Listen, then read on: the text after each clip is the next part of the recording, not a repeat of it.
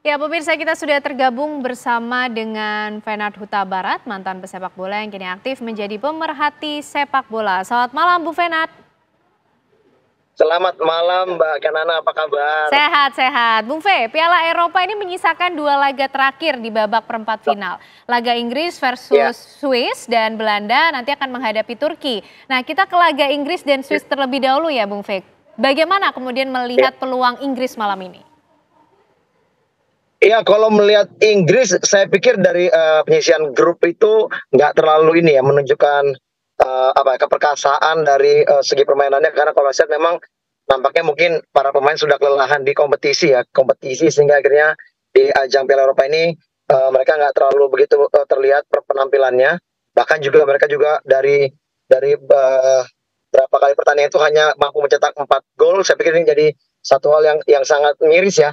Mereka juga dari segi kolektivitas permainan tidak sebaik dari tim-tim Liga atau tim-tim Inggris yang sebelumnya gitu. Kalau melihat penampilan dari tim yang akan menjadi lawan, saya pikir Swiss ini juga tim yang sangat mengejutkan ya. Walaupun dari 34 tahun terakhir, ini Swiss nggak pernah menang sama Inggris. Tapi melihat penampilan yang sangat luar biasa, perkasa menang 2-0 melawan Italia, saya pikir ini menjadi batu sandungan juga bagi Inggris ya. Kalau Inggris mungkin tidak bisa menjaga bagaimana penampilan yang sangat luar biasa dari pemain Swiss, saya pikir Inggris bisa dikalahkan di partai 8 besar ini.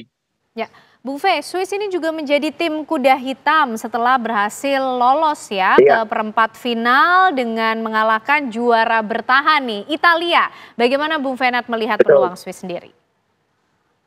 Itu tadi yang saya katakan tadi ya, bagaimana mereka penampilannya memang sangat komplit ya. Mereka bermain secara kolektivitas, mereka menggunakan kecepatan pemain-pemain wingernya, dan kalau saya lihat bagaimana mereka juga bermain defense yang sangat bagus ya, sangat rapat, dan ini mungkin akan menjadi sangat merepotkan Inggris ya.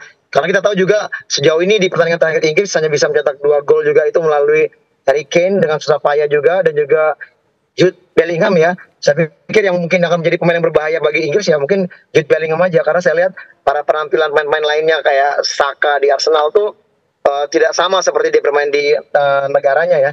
Masih terlalu menurut saya tidak keluar penampilan terbaiknya, dan saya pikir ini akan jadi sulit bagi Inggris untuk bisa memenangkan pertandingan dengan mudah.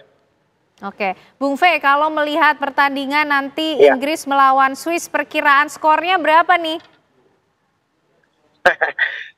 Di pertandingan di 8 besar saya pikir skornya sangat tipis-tipis ya. Tim bermain sangat ketat, sangat rapat. Mereka juga begitu bagus disiplin dalam permainan. Kita lihat berapa penampilan ini habisnya dengan perpanjangan, dengan adu penalti ya. Jadi saya pikir kalaupun misalnya Swiss, kalau saya jagoin Swiss bisa menang, saya pikir dengan skor 1-0. Oke, Bung Fe, masih ada satu agenda lagi nih, Belanda Ya, melawan Turki. Tapi kita bahas nanti ya Bung Fe setelah jeda pariwara siap, berikut ini. siap Pak Ken. Ya, pemirsa, kami masih akan kembali hadir untuk Anda usai jeda. Ya, kembali kita akan berbincang bersama dengan Bung Fenad Huta Barat. Bung Fe, laga terakhir di perempat final yaitu Belanda melawan Turki. Nah, kalau Bung Fe sendiri melihat peluang Belanda nanti malam berlaga seperti apa? Iya, melihat penampilan Belanda di match terakhir saya pikir sangat luar biasa ya.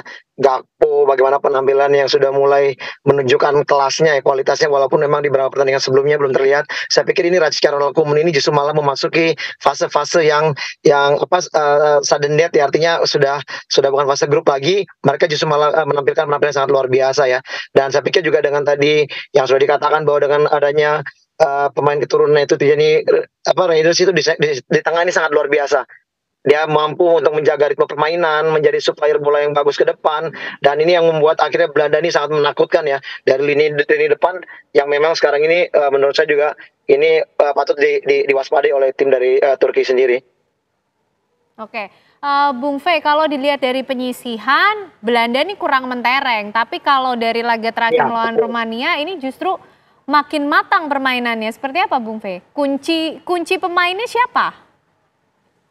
Ya, ini kalau saya pikir ini mental ya, bagaimana mental juara para pemain dari Belanda ini memang ini terlihat sangat luar biasa ya. Bagaimana Van Dijk di belakang juga, bagaimana di tengahnya juga ada Tijani, di depannya kita tahu ada Gakpo, bahkan juga di sana juga banyak pemain juga yang menurut saya ya muncul yang sangat luar biasa sekarang ini. Ini ada Depay juga di depan, dan ini menurut saya mereka memang nampaknya memang sudah semakin mendapatkan ritme permainannya. Ketika mereka dalam fase-fase grup, mereka juga tidak begitu dominan permainannya. Sekarang mereka justru malah luar biasa penampilan. Saya pikir ini lebih kepada mental juara ya, yang dimana mereka mungkin udah semakin mendapatkan lawan yang berat dan mereka akhirnya bisa mengeluarkan penampilan-penampilan terbaiknya mereka.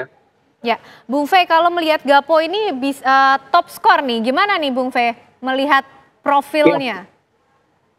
Sudah masuk ya ke jajaran top skor karena sudah mencetak 3 gol juga di ajang Piala Eropa ini. Saya pikir masih ada kesempatan juga untuk pemain ini bisa mencetak gol karena kita tahu dengan bagaimana kualitas dia bermain di sektor flank juga sangat luar biasa, bisa melakukan cut inside, melakukan finishing seperti gol ketika pas di pertandingan terakhir lawan Rumania ya, dia melakukan cut inside ke dalam, dia main inverted winger di sebelah kiri dan ini menurut saya menjadi sangat menakutkan apabila memang ini pertahanan Turki, apalagi Turki kita tahu tadi ya udah dikatakan kehilangan 2 pemain di sektor tengah yang merupakan kunci dari penampilan dari Turki. Saya pikir ini Turki ini harus waspada dengan penampilan yang sangat mengginas dari tim Belanda ya. Ya, Bung Fe, Gakpo ini ditaruh di posisi sayap. Apakah tidak baik? Apakah kemudian tidak lebih baik ketika ditaruh di posisi strike bersama Depay? Ini kembali bagaimana Koeman mungkin membaca situasi ya. Mungkin di setiap pertandingan ini Koeman pasti sudah melakukan evaluasi terhadap lawan yang akan dihadapi. Nah mungkin ketika pada saat melawan Rumania, mungkin di situ kita lihat bagaimana Koeman meletakkan Gakpo di situ karena mungkin dari pandangan pelatih bahwa bek kanan dari Rumania tidak terlalu bagus sehingga akhirnya Gakpo ditaruh situ. Ini kembali kepada masalah kebutuhan tim ya. Kalau menurut saya, kalau memang pun nantinya ketika ada perubahan bisa saja berubah. Depay pun juga bisa bermain di sektor flank kiri karena juga bermain di MU juga kadang-kala juga dulu kan bermain di sektor flank kiri Depay dan bisa juga berubah dengan Gakpo ke tengah. Jadi ini saya pikir fleksibel ya. Fleksibel bagaimana kebutuhan untuk tim aja. Oke, baik. Menarik membahas Belanda, tapi bagaimana dengan lawannya Turki ini Bung Fe? Peluangnya seperti apa?